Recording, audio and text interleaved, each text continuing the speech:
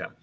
So you can see on your screen here, I have a quote from Ocean's 11. Okay, it's a fun movie. I think it came out in the early 2000s. It's got kind of like an all-star cast. You see George Clooney and Brad Pitt here. It's a remake of a movie that was originally in the 1960s and starring Frank Sinatra and some of the guys who were like Hollywood big shots at the time. But basically, the idea is you have 11 criminals who kind of band together. They all have an axe to grind with this casino owner, and they plot some elaborate scheme to kind of take advantage of him and rob from him in his casino. So gambling kind of ties into the movie, and the quote here kind of underscores a couple of big points about probability. Okay, it says the house always wins. You play long enough, you never change the stakes, the house takes you. Unless when that perfect hand comes along, you bet big, and then you take the house. Okay. Now, this goes with a couple of important points about probability. Okay? First off, probability as a branch of math only exists because of gambling. It was originated in the casinos of Monte Carlo as a way to try and define what was going on in these games of chance that were being played, roulette in particular, but all of these other casino games. So you can't really talk about probability without talking about these games of chance. Secondly, it talks about the big picture. Probability is meant for the big picture. You play long enough, you never change the stakes, you know what happens. The house takes you. Okay? Casinos, lotteries, they only exist because they're profitable. Right? They're not charities that hand out massive sums of money because it makes them feel good. No. They exist because they know that in the long run, they win. Okay? They have thousands of games going on every day in a casino. Those games are all slanted in their favor. They know what the big picture is. They know that they are going to make a big profit. Now, they can withstand smaller losses, okay, handing out jackpots from time to time, but they have the expectation that they will be profitable. Now, players, yes, they may win, okay? When that perfect hand comes along, if you recognize it and you bet big, then you can take the house. But on an individual basis, you're going to lose most of the time. Okay? So we'll be talking about gambling a little bit, games of chance here and there. This same kind of thing applies to insurance, and we'll be looking at that in terms of a cost benefit analysis from the insurance company standpoint and from the individual standpoint about what might be worthwhile, what might be profitable for that person. But these two kind of things, these ideas of chance behavior and probability, they go hand in hand with one another. So we're going to look at some basic rules of probability today. I have those right here. Okay, well, our targets for the day. Looking at probability and probability models, understanding these basic properties of probability. Okay, I know that you have some exposure to probability already. Okay, you probably illustrated some of that on your pretest. Hopefully you did. Probability starts out very easily and can get complex very quickly. And what I want to do, what my goal is to make this transition as seamless as possible. Because I want you to recognize that as complex as it gets, it can always be traced back to these basics that we're going to be talking about today. Now, that doesn't mean that we always want to do that. I want you to embrace some of the procedures that we'll be looking at in this unit. You can think of them as shortcuts. We'll be using the calculator or GeoGebra to assist us with that. But no matter how complex it gets, remember that it can be simplified back to the basics. Okay? We're also going to be looking at random variables and the probabilities that go with them. That's a pretty important idea for us to get into some of this more complex probability. Okay, so this idea of probability, chance behavior, it's unpredictable in the short term. Okay, you don't know what's going to happen. Okay, you could go out, play the lottery, and win a jackpot with one ticket. Okay, on the flip side, you could go out, get struck by lightning. Okay, it's rare, it's unlikely, but stuff like that happens from time to time. But in the long run, probability tells us what should happen. Okay? We know that you probably should lose the lottery a lot more often than you'll win. And we know that you will probably not get struck by lightning, okay? But it could happen. And there are situations you can put yourself in that might make that more or less likely. Okay? But when you have regular and predictable behavior, okay, that gives us this long run, this big picture idea, and that's what probability is best for. We call a phenomenon random if individual outcomes are uncertain, but there is nonetheless a regular distribution of outcomes in a large number of repetitions. This is a slightly different definition of random than we had when we were talking about sampling. When we were talking with sampling, we had said everyone in that sample has an equally likely chance of being selected. Okay? Here, we're talking about a regular distribution that we know what will happen in the long term. Okay? So a common link there is that idea that the bigger, the better. We know that with a sample size, the bigger that sample, the better it represents the population. Same kind of thing here with randomness and probability. We don't know what happens on individual cases. Okay? I could flip a coin and it's heads or tails. We don't know. Probability doesn't help us answer that question about what's coming up next. But in the big picture, if I flip a coin 1,000 times or 10,000 times, I can say with almost certainty that I'm going to get about 50% heads and about 50% tails. Okay? We see that here demonstrated on this graph below, where one coin flip, I get heads. 2 coin flips, maybe I get heads again. If that was all we had to go off of, we might say that 100% of the time I'm going to flip a coin and get heads. But then as that sequence increases in frequency, I get some tails, it might dip to the majority of tails, but over time, as this graph goes on, we can see it gets closer and closer to that middle line of 50%. We know what happens in the big picture because probability is meant for the long run.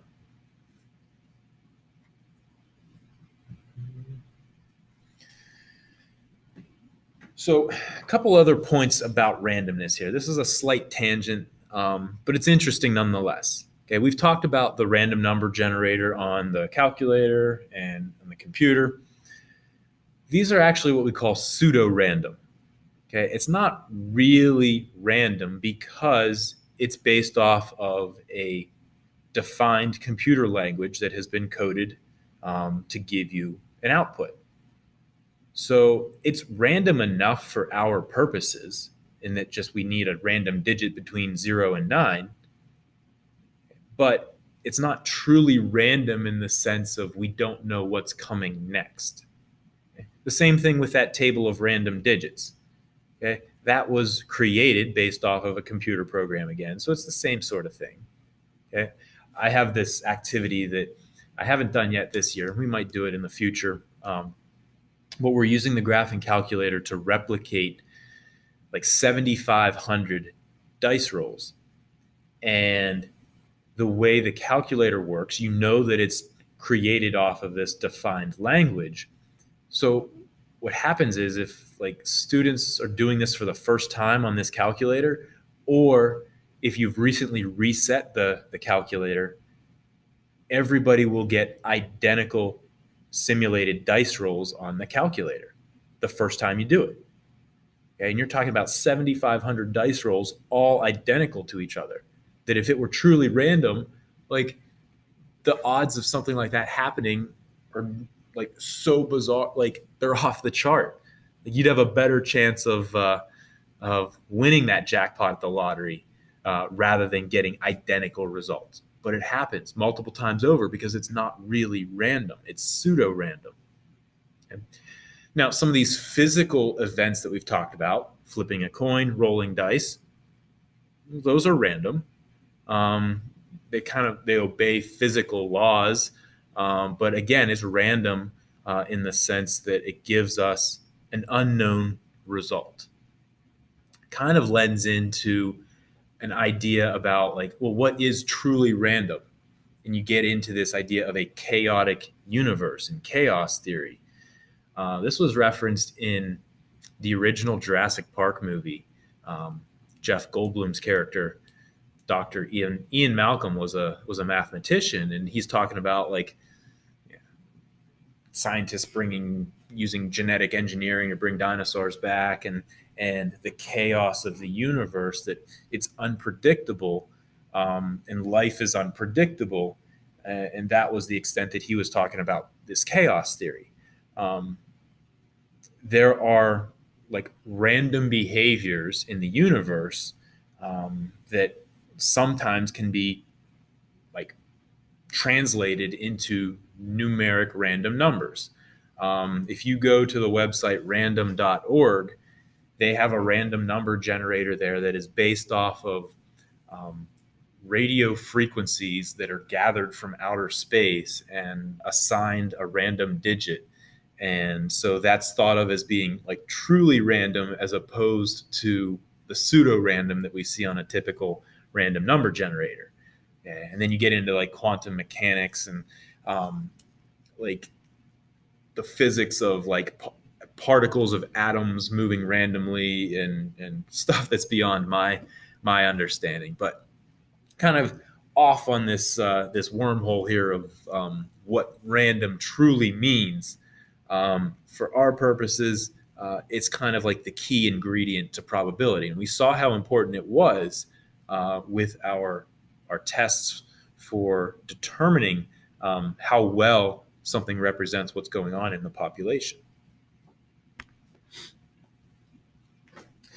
So here's some basic terminology for probability. And we have descriptions of chance behavior containing two parts. A list of possible outcomes and a probability for each outcome. So the sample space, okay, is that set of all possible outcomes. If we're flipping a coin, there are two possible outcomes, heads or tails. Let's identify one of those events as being a success. Okay? We are flipping a coin and we call heads. There's only one way for us to get a head as an outcome when we're flipping a coin. So our probability is 1 out of 2, or 1/2. Now, this probability ratio that we've created, number of successes divided by the number of possible events in our sample space, is this probability model. Okay? Don't overcomplicate this. This is just kind of assigning terminology to stuff that you already know. Here is one sample space that we're going to be using quite frequently, and this is the sample space from rolling 2 dice. So we've seen this growing up. Board games frequently use the sum of 2 dice as part of those games. I have a document that's linked on Canvas for our weekly agenda that is like a sheet that has 9 of these sample spaces that represent the sum of rolling 2 dice. We're going to be using this in some problems. Not today, we don't need it, But rather than having to draw this chart out multiple times, that might be a document that you want to reference and use when we're doing some like homework problems and things like that. Okay?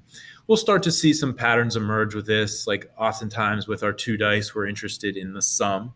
Okay, so we have 36 outcomes in this sample space here, going from a sum of 2 to a sum of 12 down there.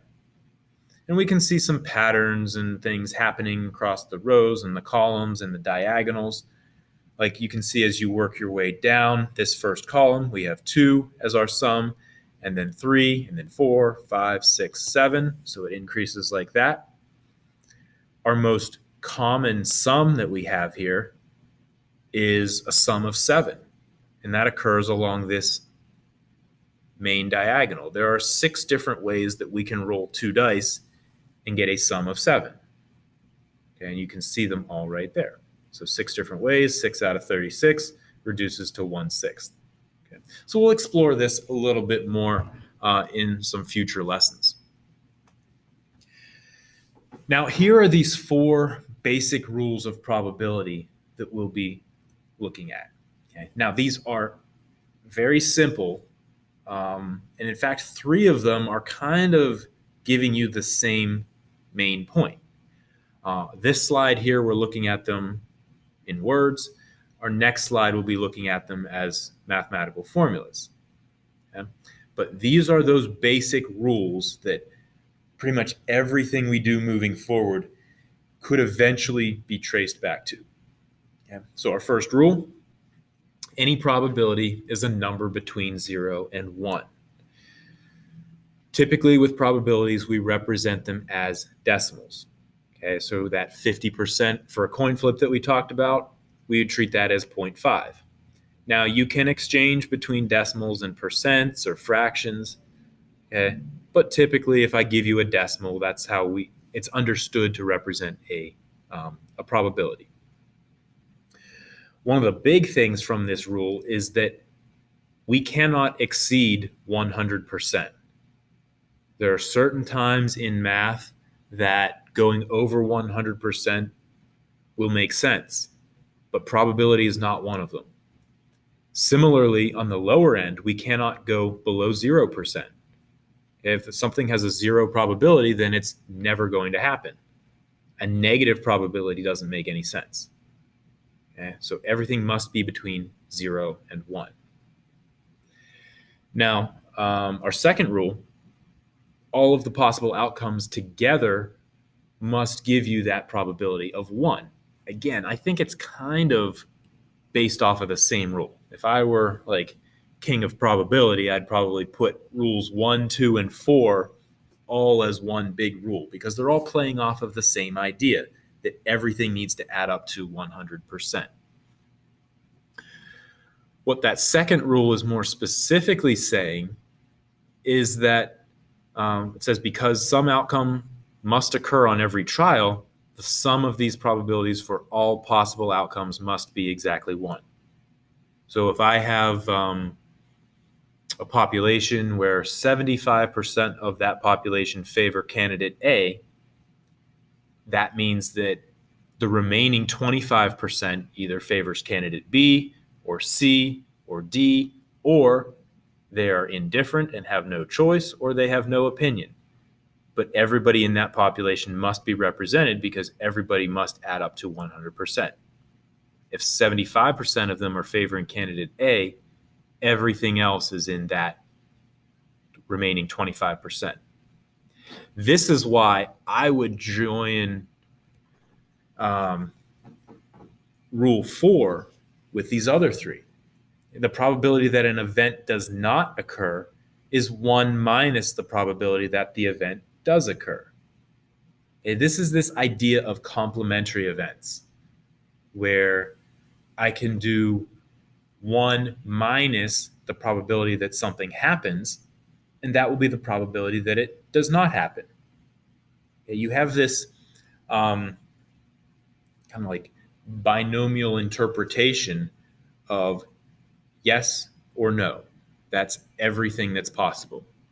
Okay, and those 2 things need to add up to 100%.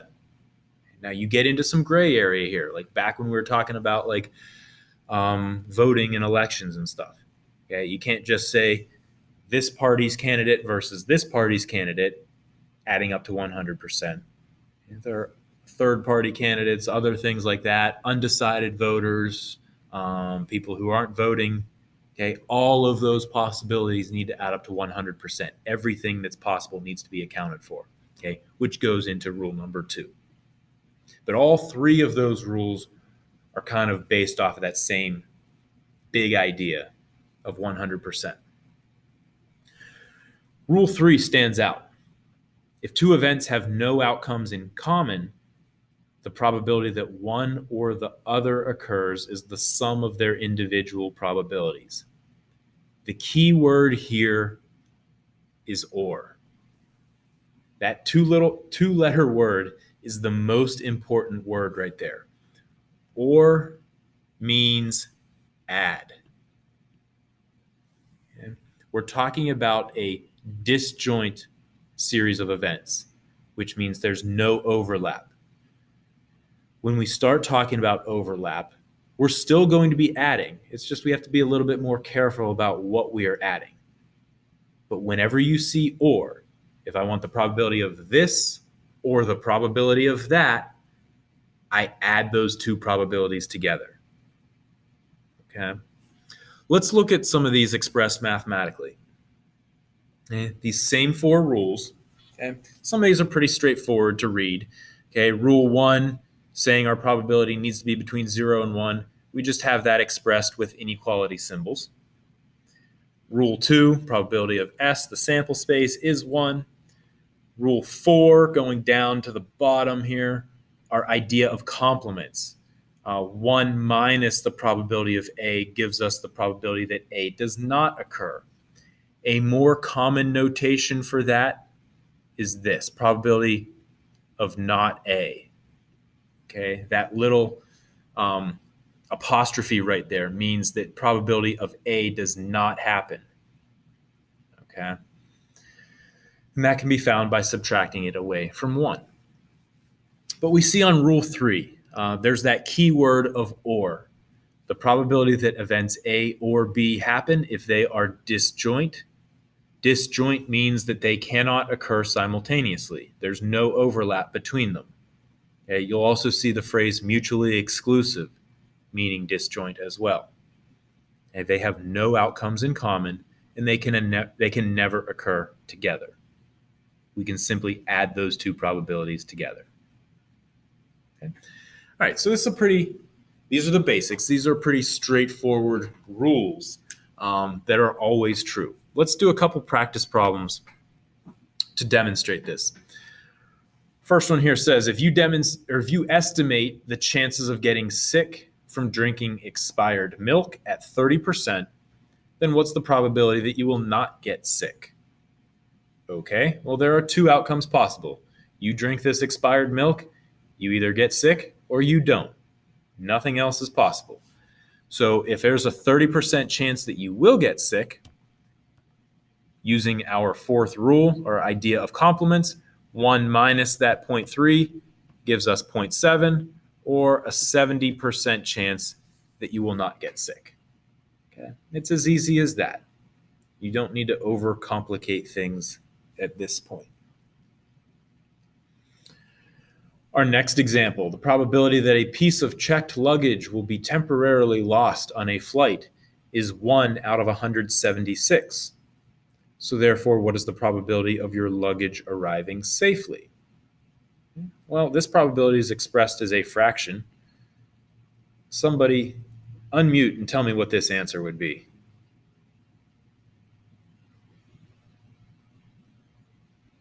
Go ahead, don't be shy.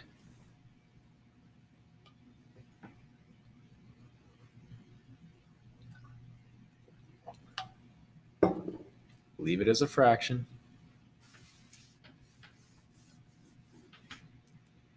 Nobody wants to unmute. Use my random number generator to randomly call on somebody. Well, we know that 1 or 100% is 176 out of 176. We subtract one of those away, we've got 175 out of 176. Okay, same idea of complementary events. Okay, don't make it worse than it is. You can subtract that away, and we have our remaining result. Okay, the luggage is either lost or it's not. Those are the only two possibilities. Any questions so far? All right, one more example here. The two most common causes of death each year in the United States are heart attacks, which kill about 30% of Americans who die each year, and various cancers, killing about 23% of those who die each year. What is the probability that a randomly selected American who dies will die of either a heart attack or cancer? Here's that key word of or. Or means add. Now, we said that when the events are disjoint or mutually exclusive and there's no overlap, you can just add these two together. Now, you might bring up the point of somebody with a cancer could die of a heart attack. Okay, there could be possible overlap here. Well, you're looking at a cause of death. So even if a person might have cancer and die of a heart attack, the cause of death would be the heart attack. Okay? So in this case, we're going to treat these as disjoint events, and we can just simply add the 30%, 0.3, plus the 23%, 0.23, and we get 0.53, 53% of all 53% of all deaths in the United States are due to either heart attack or cancer. Any questions there? All right. I have this book example here. It kind of brings some financial problems into our class here. There's a law that you don't need to know about for this class, but if you're going into business or finance, it might be relevant to you. It's called Benford's Law, which basically states that when you're looking at financial records, there are probabilities associated with the likelihood of what that first digit of a randomly selected number will be. Okay? Think about this. If you're talking about $100 coming up somewhere in a financial record, you would treat this $100 as 100. Okay? You don't treat that first digit as a zero, okay, which explains why there's no zero on this chart here. Okay, $100 would be treated as 100. So we see from this chart that there's a 30.1% chance that a randomly selected number from a financial record is going to start with the number 1. And this decreases as that digit gets larger, and there's only a 4.6% chance that a randomly selected number is going to start with a 9. Okay, now they use this law sometimes to illustrate fraud, and that you take a random sample of the numbers in financial records, and if it doesn't somewhat resemble this distribution, you have some evidence that there might be fraud in those numbers. So there's a lot more to it, stuff that I'm not familiar with. But for our purposes, we have what's known as a probability distribution in front of us, where we have all these digits, 1 through 9, and the probabilities of those happening listed right below them.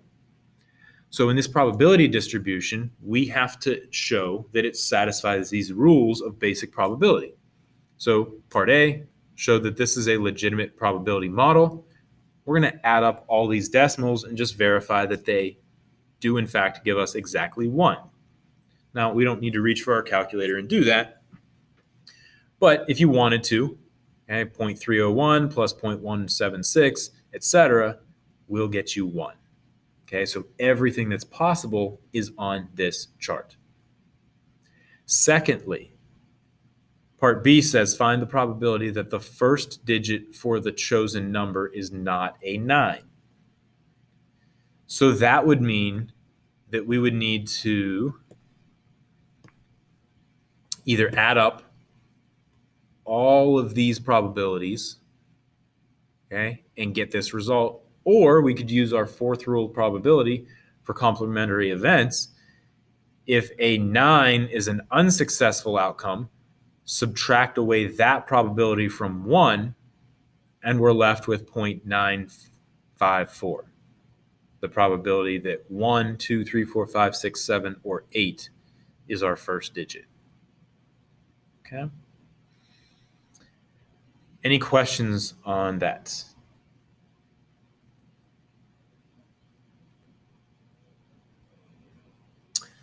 All right.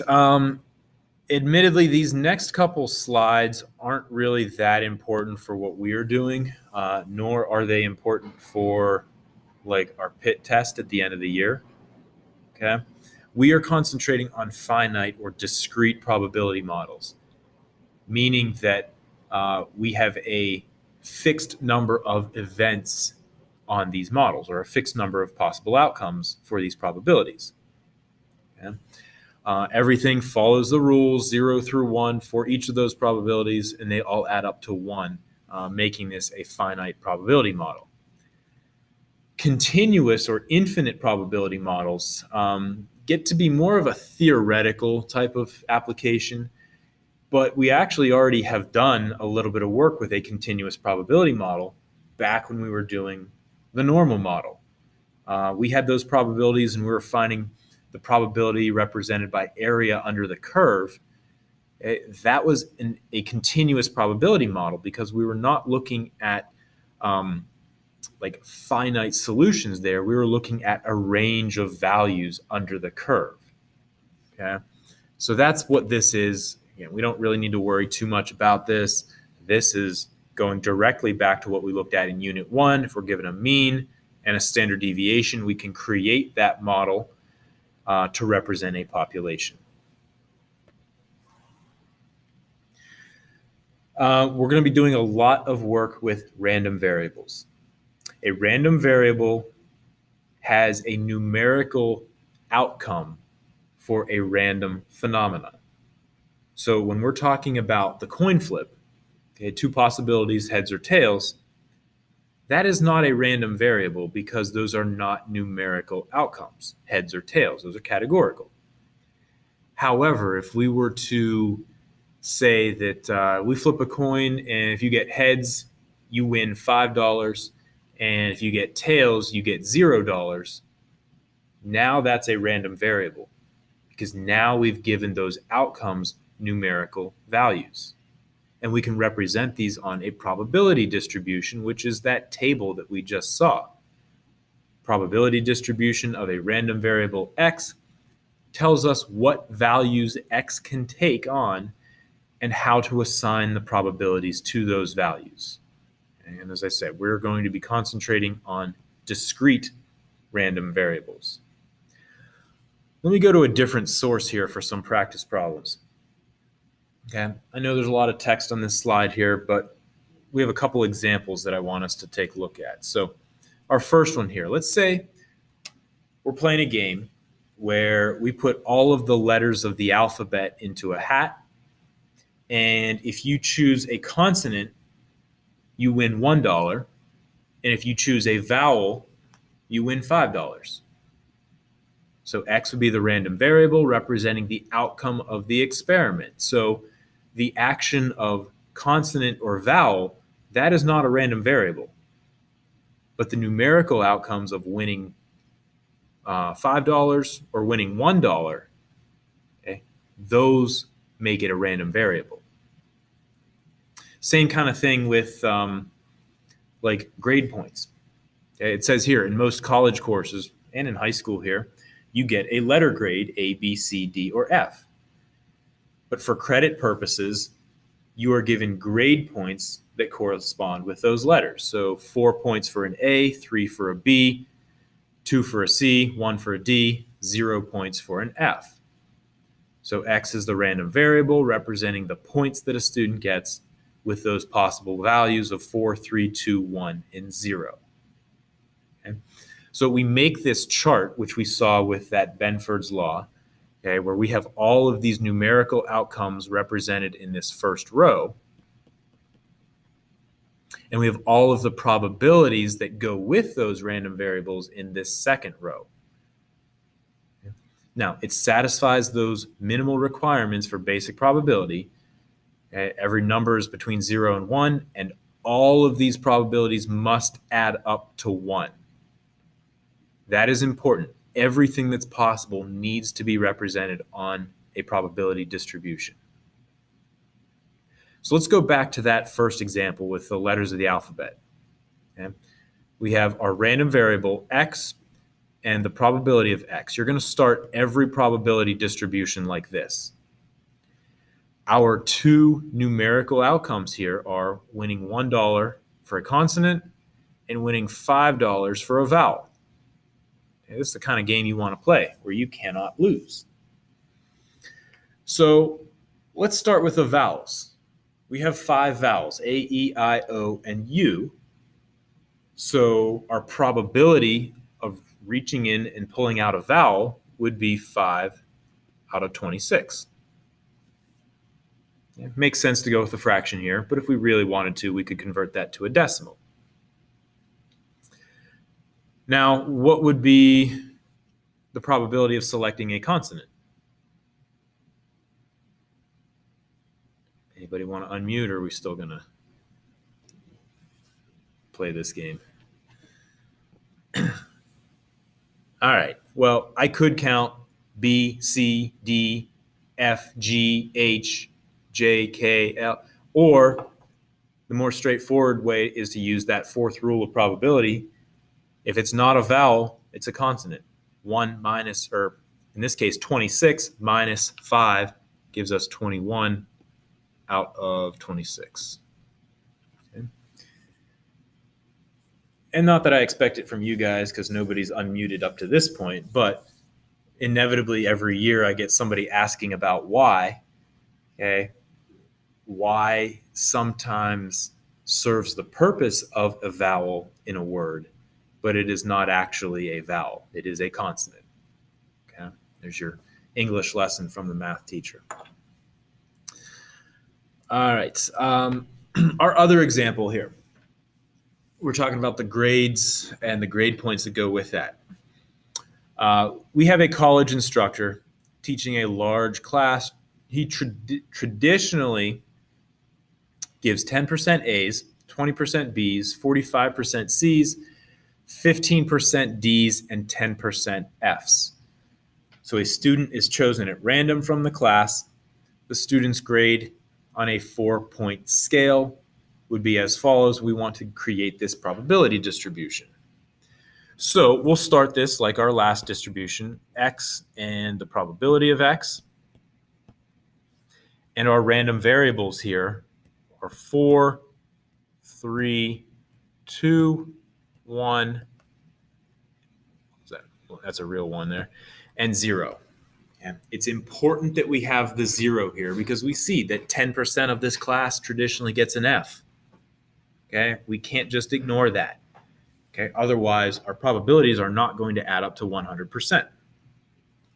If you wanted here, you could put an additional row with the letter grades A, B, C, D, and F. But again, those are not the random variables. We care about the numeric values. Okay? So the probabilities that go with each of these, we get 10% A's, so 0.1, 20% B's, 0.2, 45% C's, so 0.45 with the 2 grade points, 15% D's, so 0.15, and 10% F's, so 0.1. Okay, probably not a grade distribution that I would like to see in our class, but that's not what we have. So once we've created the probability distribution, we can use this to help us answer some questions. Like down below, it says, what is the probability that a student has a grade point of 3 or better in this class? Well, 3 or better, okay, there's that key word of or. Okay. 3 or better. So a favorable outcome would be the probability of 3, or better than that, probability of 4. There's no overlap here. You cannot get an A and a B simultaneously. So these are disjoint, and we can follow that third rule of probability and add these two together. So we have 0.1 plus 0.2, giving us 0.3. Any questions there?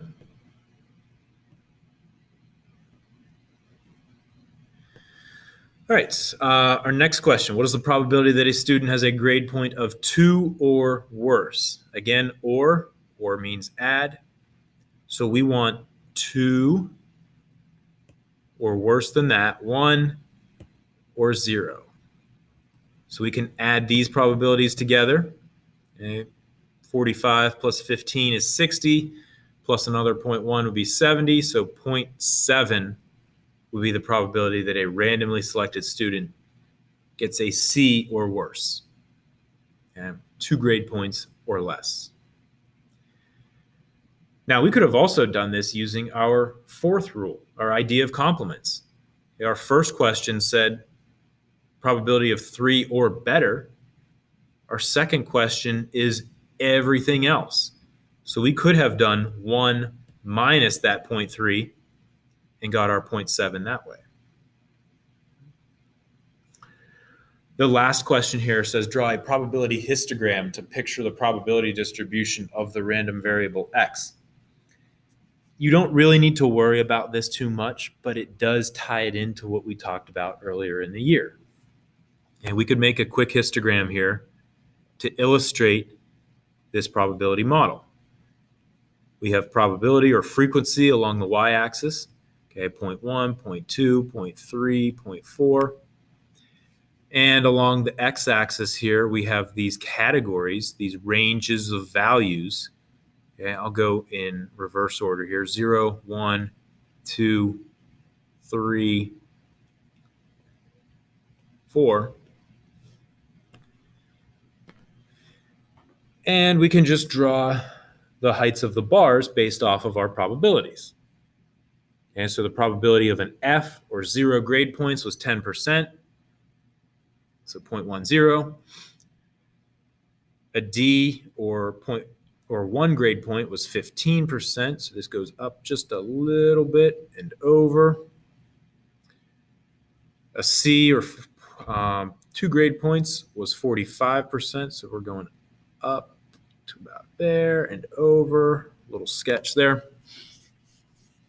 And then the B was 20%. And the A was back down to 10%, the same as the number of Fs. So from this histogram, we can see that it's roughly a normally distributed class, right? Bulk of the data is right there in the center, where it dissipates down towards both of the extremes. Okay? Don't worry too much about this, but it does kind of come full circle back to what we've already learned. All right, the last idea for today is this idea of personal probability. We talked about this coin flip and that we don't know what happens on a single flip or 2 flips or 3 flips. But in the big picture, we do have an idea of what the results of a fairly flipped coin will be. But this other question here in letter B, what is the probability that you will eventually own a home? Well, that's a very personal question that, like, maybe you kind of like this lifestyle, you envision this in your future of living in suburban Pittsburgh or a suburb somewhere. And I say most of the people in this community or similar communities, they do own a home. So you might say, there's a 95% chance that I'll own my own home someday. That is a personal probability assessment in that it still satisfies all of these basic rules of probability that we've talked about. If there's a 95% chance of that happening, you're staying under 100%. The implication there is that there's a 5% chance that you will not own your own home. And this can differ from person to person based off of your own circumstances and your own predictions. You're saying that it's close to 100%. It's certainly above 50%. Okay. Or maybe there's some of you who, like, you want to get out of here. You want to go to like New York City. Okay. Try to make it there in the big city. And well, not many people own their home in New York. They're typically renters. So you might put that personal probability assessment at 10%. Okay. Again, it's a personal assessment. It does not satisfy the same interpretation as that coin flip. This is not a repeatable event. It's not like you live your life 100 times, you find 95 of them, you buy a home, and in 5 of them you don't. No, that's not possible. Okay. But instead, you're still following those rules of probability and you're giving it an estimation, okay, about what you think is going to happen.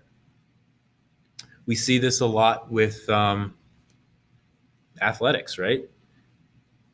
There's a Steeler game coming up tomorrow night against Baltimore. I would say that there's an 85% chance that the Steelers will win their Tuesday night football game. It's a personal probability assessment based off of what I know. There are some people, I go circle back to gambling, but there's a lot of money on the line based off of personal probability assessments and what the odds makers set the odds at. Okay, so odds, and you get back into the gambling, a lot of that is based off of personal probabilities, but they try to quantify that and bring it into this relative frequency interpretation of probability as well. Okay, they look at previous history and statistics based off of similar conditions. Yeah. Heck, there's probably a probability assessment that game won't even be played tomorrow night. Okay, it's already delayed from Thursday to Sunday afternoon to now Tuesday. Yeah. Other things that you might see, represented as a personal probability. Oh, this is just saying kind of what we already said. Matches all the rules, may not match another person's personal probability assessment. You guys are like probably applying to colleges. Maybe there's some reach school that you determine there's a 25% chance that I get accepted at this school. Okay? Indicating that it's more likely than not that you will not get accepted. It's a reach, okay? But you're putting yourself out there. It's a personal probability assessment, or probability of finding a parking space downtown on a Saturday. Okay? It's not like you're counting every single possible parking space and how many are occupied and how many are empty. That's more of a relative frequency interpretation. But if you're going somewhere crowded, and you say, well, I don't think I'm going to be able to find a space in this lot, there's probably a 5% chance of that happening. That's a personal probability assessment. Or maybe the same kind of thing if you're interviewing for a job. Okay? You're trying to find the person, if you're in the interviewer's position, who would be the best particular candidate and would fit the job in the best way possible. So we'll be talking a little bit more about personal probability. I will say that it's not like a new branch of probability, but a lot of like traditional textbooks don't really discuss it that much. But it is a newer kind of thing in that it's getting a lot more credibility these days because it is important. And this kind of helps relate probability to the world around us, which is what I was saying at the very beginning. Is why I find value in probability. It's why I like probability. A lot of other math people don't really care for probability, and I understand why not. But maybe I'm weird like that I do. Okay. What I also find interesting about personal probability is that we've already talked about psychology. There are a lot of psychological influences that can sway our personal probability assessments. Okay? When our intuition differs from what the numbers tell us. Okay? I find that pretty interesting. We'll spend a little bit of time exploring that in a future lesson. Okay? But for right now, anybody have any questions?